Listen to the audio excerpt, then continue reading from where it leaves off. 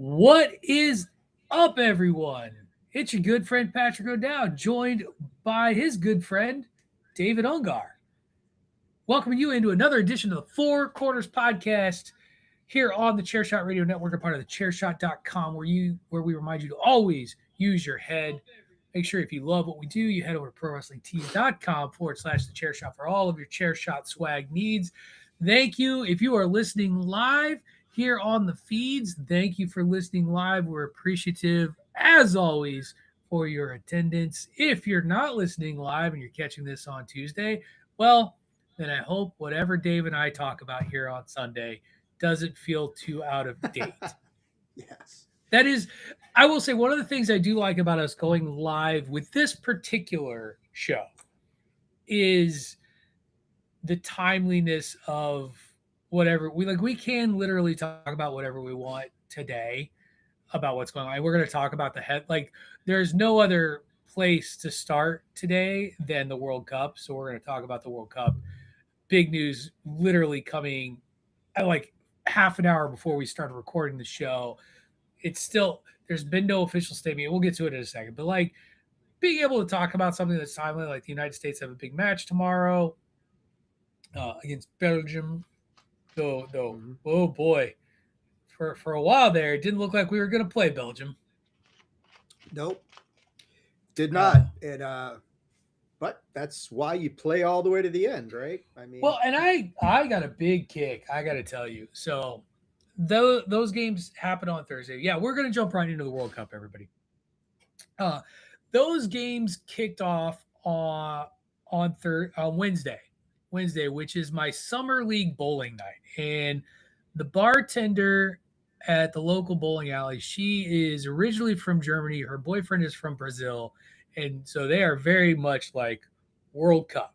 And she has adopted her boyfriend's team like World Cup, go Brazil. But she had the games on, and I'm sitting there watching this Belgium. Who were they playing? Senegal. This Belgium-Senegal game. Senegal goes up 2-0 at about the 60th minute in the game. And myself, like I'm sitting there, the bartender and two other patrons are like, well, geez, I guess that's that. Belgium's really choking away. They're down 2. And I just looked at them and I was like, look, still 30 minutes of football left to play.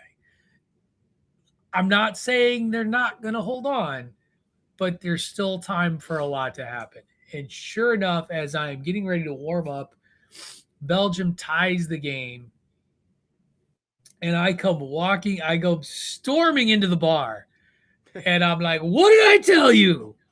What did I tell you? And then, of course, we saw in the end a late penalty kick in extra time, I do believe, is what led to the Belgian victory. Devastation for Senegal. That's a gut punch. And a different kind of gut punch than the Cabo Verde loss, which was just an exciting, thrilling game through and through, even into extra time. Like the extra time piece was the thing that I thought was particularly crazy when you look at right down to the very. I mean, that Argentinian goalie had to make a tremendous save on that last free kick, right? Or who knows? We're going to PKs, and that was the thing is I misread that. I always forget you get 2 15-minute extra time periods. So, right. We end the regular time at 2-2. We go through the first 15 minutes or so, and I'm like, oh, we're on our way to PKs, and then Dave shows up. Because Dave hadn't been watching it. Dave jinxes Cape Verde as he had been. So what's going on with you don't have Fox? I don't have, because I cut everything when I did that Disney Unlimited thing. I cut off everything. I cut DirecTV, so I don't get like the Fox stream. But in trying to find that game, what I discovered is that I get the Spanish feed on Peacock, which is actually preferable. It's actually preferable. I've heard it's very exciting to listen to. I don't know what they're saying, and it doesn't matter at all, because when somebody scores, the goal, that's goal. And you really, I mean, it's like, well, how much commentary do I really need to understand what's going on here? So yeah, right. But that was a revelation to me. It's like, oh wow, So I was watching the end of France and Paraguay, which was nail biting for the French team. Another one of the other favorites who had to really sweat that out. Yeah, But it was it's been yeah. So interesting. The world is really caught up to the powerhouses. It feels like in this World Cup. Well, and you're talking about Senegal, and I mean, you look at Cape Verde, the Congo, they lost as well. But a lot of these African teams who we talked about, I think last week, who it was really cool to see these African. Ghana is another one that lost. They were all competitive. There are like 4 African teams, and none of them made it through to the quarterfinals, but they are all very competitive, and that is a world. You look at that region of the world, and soccer, football, whatever you want to call it in general, and you look at the trajectory of what's going on there and possibly in the United States as well. But it's really encouraging to see that it really is the world's game. And like you're saying, the world is catching up with these powerhouses. These are not Right. blowouts or runaways. Yeah, they're not. Yeah, a lot of teams biting their nails as we go into today's games. Now that we're into the round of 16, every matchup is a great game. You've got Norway taking on Brazil.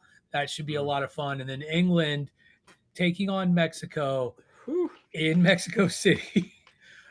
That In the one is, of the most intimidating environments in the world. Fans shooting off fireworks outside of the English team's hotel last night. Like yeah. the gamesmanship that is happening. This is going to be crazy tonight or today. Tonight, it's the night game. The first game is the Norway Brazil game at 4 o'clock Eastern. So probably right around the time we're wrapping up Bandwagon Nerds, we do our little work. That'll be when that Yeah. And happens. I mean, Brazil has looked good at times, but they can be beat. I think Norway's got a real shot in that game. And yeah, Mexico and England is going to be, man, that's going to be something.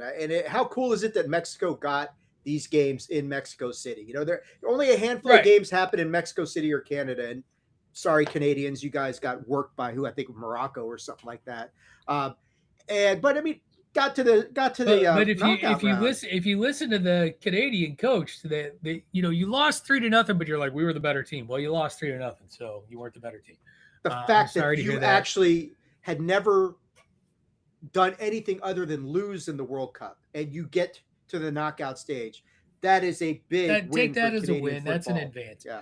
But let's get to the news of the day today. Like I mentioned, at around 1 o'clock, maybe a little bit before, I'm flipping through Twitter and I see a post from the Athletic that is now being spread throughout. So like other reputable sources have put this out there now.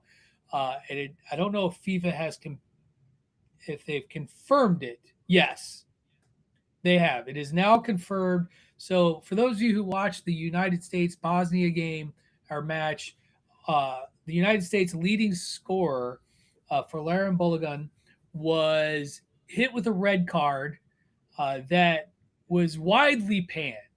He's going after a ball. He comes down on the calf and ankle area of the Bosnian player. It looked via replay to be much more brutal than it was. It also, nothing looked intentional about what happened in that interaction, but a red card was administered. And in the World Cup, that means that you're suspended 1 game.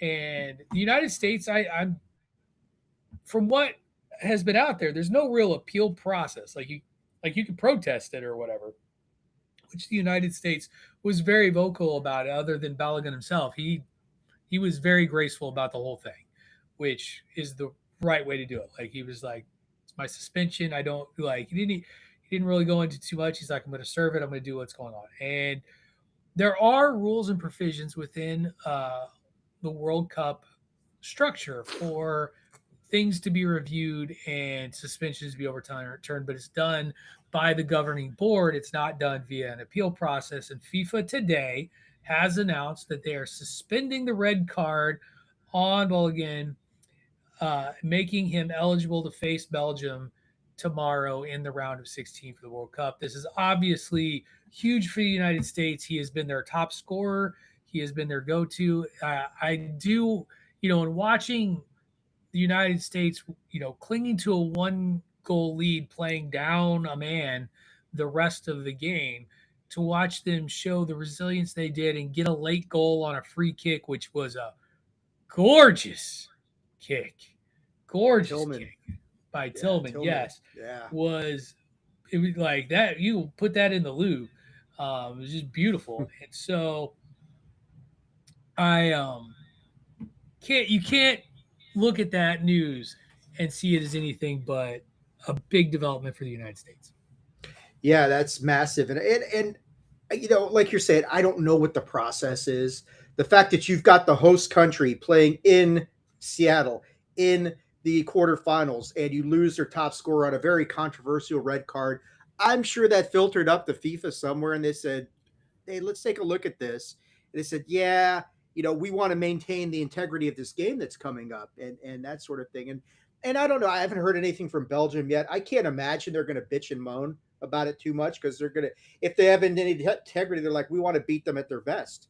Right. Bring it on. It's not the first, like, this has happened before, and I think it was Cristian Ronaldo at one point got a suspension like temporarily overturned so that he could play a couple of, like, the previous World Cup or something like that, where he was allowed to play uh, after a review of a suspension. So it is not unheard of, and so just nothing but good news there. Uh, and fingers crossed, the United States, after watching Belgium play, I do think the United States has as good a chance as any to get the win in this round. And then we'll, at this point, it's like we'll see what happens, because we've talked about it. Dominant teams have not looked like dominant teams. So just No. get out on the pitch and see what you can do. I know I And will if be they get watching tomorrow night. and if they get by Belgium, you're looking at Spain or Portugal, and okay, the odds will be stacked against you at that Right. point, Those are elite especially, teams. and I expect it will be Spain. I'm just gonna, I Right. don't, I mean, Yeah. Portugal has looked beatable as well, but I mean, this is a process. You got to test yourself. I mean, if you get to the quarterfinals of the World Cup as the United States, that's a win. I think that's and if you pull off some upset, I mean, remember who tied Spain in the first round? Was it Cape Verde who tied them or Ivory Yes. Coast? One or the other. One I of think it them was Ivory kept Coast. Yeah. they kept Spain scoreless, so it can be done. Now Spain has looked like the team on a mission since that happened, but Yes. yeah, I mean, I think they've got as good a shot as any at beating Belgium. I know they have not fared well against them in the past, but this is a different team. This is a different circumstance. They've come a different route, and now they've got, and Pulisic still hasn't made an impact yet. I think that Well, happens yeah, tomorrow. he's still the fitness is a question, right? Like, he still has a, like, this last game was the most he played, but even on the broadcast, they're like, he's still showing some legs late. So, See, I love you, Ray, but no. well, Spain, no, hey, it's like, let people, they, like, yeah, I think they, I'm going to say this. You're saying, I can already hear Dave in your no chance note. Again, I want to recognize you jinxed Cape Verde from the I upset did. of all upsets all No, over, no, no. because you What were I'm all saying like they're is, following along, and then you're like, oh, they're gonna look at this. I'm just what saying, I'm no, go ahead. saying is, like we said, Spain did not look good. That well, actually, even against Ivory Coast, they looked good. Ivory Coast just was able to play defense at the right time. But since then, what Spain has just steamrolled these teams like 3-0, 2-0. I don't Right, know. So but again, they were supposed to steamroll everybody. They just did their they job. should. I think you we're at the point now where it really is, everybody on that field is a contender. If you have come to this Sure. point in the World Cup, you are a legitimate contender, whether you're Spain, the United States, Norway. Most people have Brazil beating Norway today. I don't know that I buy that. I want to see those guys keep rowing up the Yeah. stadium, Yeah. but we'll see. As long as you don't go down like the damn Dutch. Good Lord, what a choke job by those guys. Anyway, Wow. No, but hey, we'll see. just Spain saying, and you um, could pause this broadcast for Dave to speak to the lovely and talented Mrs. Ungar. yeah. Let me see what's going on. Oh, I'll keep riffing. Um, keep We got to riffing, pause. buddy. We'll keep ripping. I'm ready for a United States upset. That's where I think we want to go. I think that's what we want to see. I got to bring up the rest of the bracket here without messing with my feed. So bear with me for 30 seconds. I think Argentina got the scare that it expected or didn't expect. I think that bodes poorly for teams that have to face them down the line.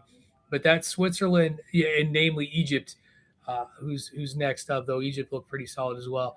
Uh, PC Tunney, by the way, has been talking about Colombia, and Dave talked about the game with Ghana. I got to tell you, Colombia, they only won 1-0, but they got that goal early. They looked really strong doing it.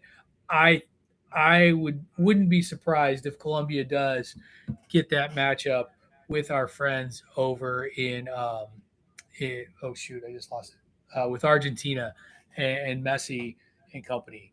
So all right, we'll see when Dave comes back. I'm going to hesitate for just 30 seconds here to give you the usual ad drop.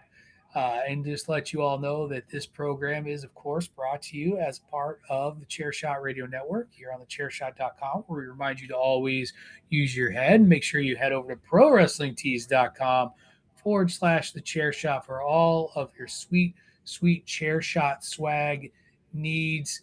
I'm going to shift focus and head over to Major League Baseball because I want to talk about the consequential National League Central race and how that thing has shifted significantly, even from last week. The National League in general has been a lot of fun because there's a lot of teams with winning records. But last week, I'm sitting here and I'm like, okay, the St. Louis Cardinals are about to sink back down into rebuilding mode. They had lost like 7 out of their last 10, wasn't sure where they're going to go. And then ho hum, they've now just rattled off 5 out of their last 6. They took 2 or 3 from the Atlanta Braves in Atlanta. They headed up to Chicago, the red hot Chicago Cubs, who won a game 23-3 against the San Diego Padres the day before the Cardinals rolled into town. And they turned around and then lost to the Cardinals 17-1. The Cardinals have taken 2 or 3 so far in this series. Game 3 is this afternoon on the Peacock, and the Cardinals have an opportunity to sweep. And over again, the race has been in the National League Central for second place in the division, and so far that flip flop game has continued. And every time I wanted to say that the Cardinals are done in the wild card race, they turn around and they do something like this and prove me wrong. The rest of the divisions, you've got the Marlins playing extraordinarily well. You've got on the East Coast, I think the Phillies have really come around. They're up 15. They're 15-39. They got kind of a break this week. They got the Royals. Like why can't well, I say this, the Cardinals got the Royals and they lost like 5 of 6 out of the season series. So I don't know what I'm talking about. Uh, Dave's Nationals aren't doing so well. The Braves just trying to get out of their own way over on the East Coast. Over on the West Coast, everybody's chasing the Dodgers, and there's really nobody even close or reasonable. David Ungar's back. I switched to baseball, but No, sorry about that. We took in a puppy that was wandering the oh, streets up north, and we're fostering it, and there was something going on with it, and my wife was she was upset, and I had to. I think she's okay, but roll on, okay, sir. okay. So I was just heading over into the American League and talking about who's chasing who because there's nobody good in the American League. Like there's not. Like I'm There's sitting not. here and there's not. Like when the Red Sox are Maybe the celebrating, Rays. the Maybe the Rays are Rays. good, the Yankees were good, and then all of a sudden they're like, well, just kidding. The Mariners are 2 games over 500. Like just nobody who it's so frustrating. The Rangers are a game over 500. Like just nobody's good. The Yankees and the Twins, the Yankees already down 1-0 to the Twins. Like I don't get it, bro. I don't get it. Why is everybody suck in the National League Maybe the White or Sox. the American League? The White Sox So are what? one of my favorite stories in baseball Yeah. because they've just been a woefully down franchise for so long. So to see them in a wild card and a divisional race, like legitimately, that's fun. I started this. I don't know if you want to talk about your Nats at all. Uh, Not really. did who on your team made the All Star game? Oh Do you gosh, I know? don't even. I mean, I would hope that Abrams made it, but I don't know for sure. I But yeah, I mean, I was very like I understand it's fan voting and fans make the decisions on this, but as a Cardinal fan, you're playing legitimately well. You're pushing towards 10 games over 500. You keep flirting with it before you don't get there. You have the player who leads the league in RBI, and he had to be selected via the special committee that makes sure somebody gets on the team. Like Jordan Walker now suddenly is an all star because the league had to say so. You know what I mean? right? Yeah. Yeah. But yeah, your starters, sorry, just your starters here: Shea Langoliers, Jordan Alvarez, Nick Kurtz, Ernie Clement, Junior Caminero, Bobby Wood Jr., Aaron Judge, Byron Buxton, and Mike Trout. Over on the National League side, Drake Baldwin, Shohei Otani, Freddie Freeman, Ozzy Albies, Max Muncy, CJ Abrams, Brandon Marsh, who's whatever, Juan Soto, and Andy Paez. Like, I don't get it. I don't get the selection process. I'm not happy with it.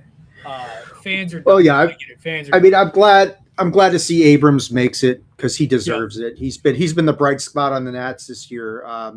They're the team that just flirts with the wild card and flirts with 500 and that sort of thing. So I don't know. I mean, when you get closer to the trade deadline, which is when is that?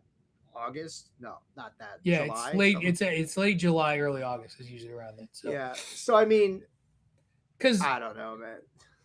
because here's the thing, and this is what I've talked about this. There's so many teams in the National League right now that are in weird spots where because there's so many teams playing above their skis a little bit, there's not going to be a lot of movement at the trade deadline because you don't want to you don't want to make that move and have it fail and put you in a spot where you can't recover. Like there's a lot of teams who I would argue are not necessarily in win now mode. And so I think it'll be an interesting trade deadline. And again, I think about this in terms of St. Louis. Like, I think there's some players they want to unload. I'm concerned though that if you do that as a franchise, does that throw a white flag on a promising season? Because if they're gonna unload, they're gonna unload for draft capital. They're not gonna go out there and try to get a pitcher. They're not gonna go out there like Lars Nootbaar. If he gets traded, is gonna get traded away for picks. He's not gonna get traded But away but for like something to help the team win now. if you're the Cardinals, I mean, yeah, you're this is a tough spot to be in because right now you own that third wild card. And it's like, do you almost have to bet on yourself as how you're feeling as a team. And I know, like you're saying, they were supposed to be kind of in rebuild mode a little bit, but they're Fully in rebuild mode. obviously exceeding expectations. So at some point, do you go into the trade deadline like you're saying? Do we go and try and make the playoffs now, or do we perhaps say, I "Hey, this is an aberration. We need to like think about next I don't year." I don't think the Cardinals are going to look at it as an aberration. I just don't think Heimblum has been very clear, the general manager, that we are not going to go crazy at the trade deadline when we're trying to do a long-term rebuild. So and you're chasing the Brewers anyway. You're not going to catch the Brewers. You got to leave the Brewers alone. It's they're head and shoulders above. In fact, the Cardinals are going into a series against Milwaukee after the series with the Cubs.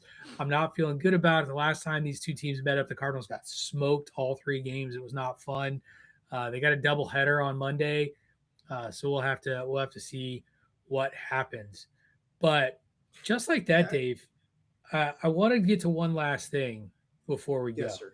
I would like to change sports, and I'd like to Okay. give you the floor to talk about your boy Ovechkin and what it appears the Washington Capitals are trying to do for Alex Ovechkin in what we would presume, though it's hard to say because he keeps getting these 1 year deals, that this is it for Alex Ovechkin.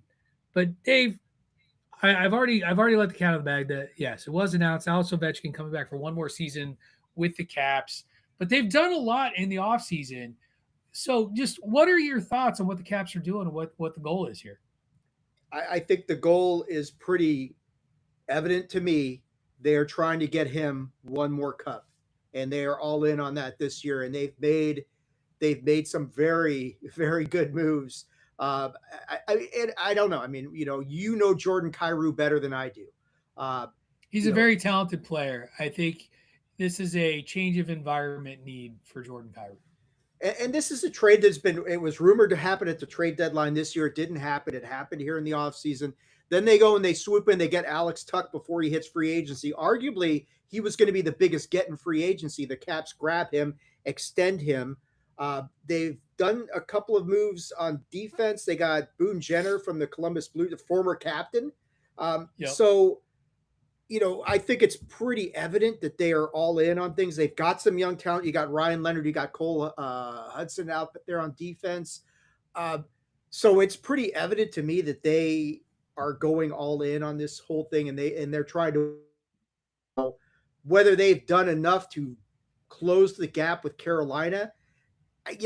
Hockey's tough. It's always a lot of it's going to come down to Logan Thompson and what he looks like and what that goaltending looks like. But yeah, I mean, as a Caps fan, I, all I could say is I'm very excited about what this season might hold and getting Ovi back for. I think that's the thing is the reason he came back was you look at the moves that they made and they say we are trying to do this for you, and he's like, I'm back, babes. It's exactly his words. So You know who we should just say a small prayer for, if you're the praying type.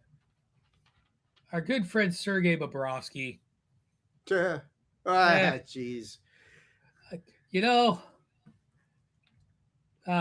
you're going to the Toronto Maple Leafs. Congratulations. You're going to have a great regular season and then bow out in the playoffs. So you didn't even have a great regular season last year, No, Toronto. they got You the sucked well, they all got the around. and they got the top draft pick, and that kid looks good. Yeah. But I mean, Toronto's I now not in full rebuild because you got Austin Matthews, so you can't be in full rebuild. But they're going to be middle of the pack at best, and Yeah, for well, and Bobrovsky to go sometimes there, though, hey, sometimes middle of the pack gets you to a Stanley Cup. It's happened before. So it really does. I mean, I'm just looking at free agency and what's going on so far in the NHL. I mean, I do, and I told Tunney, I said I am just giddy that John Carlson went to Tampa Bay and not Carolina, because it's like, yeah. it's bad enough Do going do they to do a they need one rival. more? Yeah. Yeah, it's bad enough going to a rival, but I really did not want to see him in Carolina, going to the Stanley Cup champions. But Freddie Anderson goes to Edmonton, which I don't think surprises us once we saw what Brandon Bussey did in the Stanley Cup. It's like, well, Freddie's expendable. Right. I think You when move you on. look at Edmonton's goaltending woes over the years, um, that's going to help the Oilers out significantly as well. But yeah, there's some interesting stuff going on in the NHL. This season's going to Well, be off cool. season off season time is always a busy time. We didn't have time to talk about the NBA today. I didn't want to talk about the Celtics. They're a dumpster fire. Uh, I don't know that they're a I dumpster fire. I just think that Brad Stevens gambled to try and get Giannis, and he didn't. And then once you did that, you had a disgruntled player that didn't want to be there anymore that you had to move on from. And yeah. whether this was the best deal he could get after missing big for Giannis, I don't know. I But mean, they got. Sorry, I don't mean to cut you off. well, it to ask anybody in Boston, you would have thought he set the whole franchise on fire, because that's just Boston fandom. Is it? You Right. know, they're not going to be. It's not like they're not going to make the playoffs next year. Like the East isn't I that good. look. I think Jalen Brown is a hell of a player, but you did get Paul George back. It's not like you just traded him for draft capital or something like that. You got Sure. a good player Well, it back. was Paul George and Um, picks. Like that was the right. pick. But people wanted more for that sort of drop. And, Paul George is older. He is. There's a Well, different you point in weren't your career there. So right, and you weren't going to get Embiid back for that no, trade, so that no. sort of thing.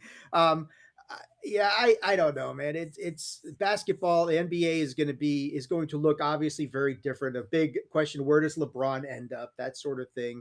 Um, I love the stuff that I was reading coming out of like like Golden State wanted to get LeBron and Anthony Davis, and the Wizards basically front offices, we are not trading Anthony Davis, so shut the hell up, that sort of Yeah. thing. It's like we own the We rights need to him right we now. need that unibrow badly, damn it. If he's Anyway. if he's healthy, just looking at and the Oh, sorry, Wizards that's made an wrong interesting. player. No, if the Wizards, no, you're the right player. It is the unibrow, Anthony Oh, Davis. You had the right player.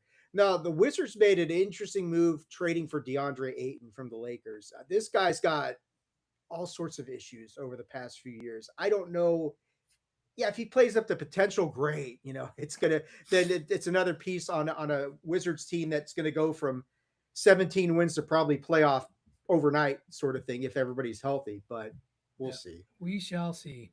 And on that note, we've hit 30 minutes. We're right on time. Dave, we're going to get out of here because we're going to talk some nerdy stuff in a little bit. Mm. So, got lots to do. Got to keep that up. But before we go, tell everybody where they can find you and follow you out there on the interwebs. The best place to go is right here, the website, attitudeofaggression.com. That is the best place to check me out. Or you can check out the YouTube channel, Attitude of Aggression's YouTube channel. If you go there, please hit like, subscribe, turn on notifications, all the standard YouTube sort of lingo that people use. Cool. Well, and you can follow me on all the socials at Wrestling Realist. That is at WRESTLNGREALIST. Catch me every Monday, Tuesday, and most Wednesdays on the Chair Shot Radio Network. Monday, talking nerdy stuff with Dave and PC Tunney. Tuesdays, talking sports here on this Four Corners podcast with David Ungar. And Wednesdays, talking life on the Grown Ass Man podcast with Craig DeMarco when we feel like it. We've been 0 for 2 in the last couple of weeks. I was out sick 2 weeks ago. Greg had a family obligation last week because that's what grown ass men do. Hopefully, we'll be back this week with everybody 100%. So make sure that you're also following the Chairshot Radio Network on thechairshot.com. Check out our website, thechairshot.com. Make sure you check out all the channels. Always use your head. Make sure that you're giving us all the follows and listens that you can. And again, prowrestlingtees.com/the chair shot for all of your chair shot swag needs. Thank you, everyone, for this rapid fire edition, or for listening to this rapid fire edition of the Four Corners podcast. For David Elgar, this is Patrick O'Dowd. We'll talk to you again next week. This has been the Four Corners podcast here on the Chairshot Radio Network, part of thechairshot.com.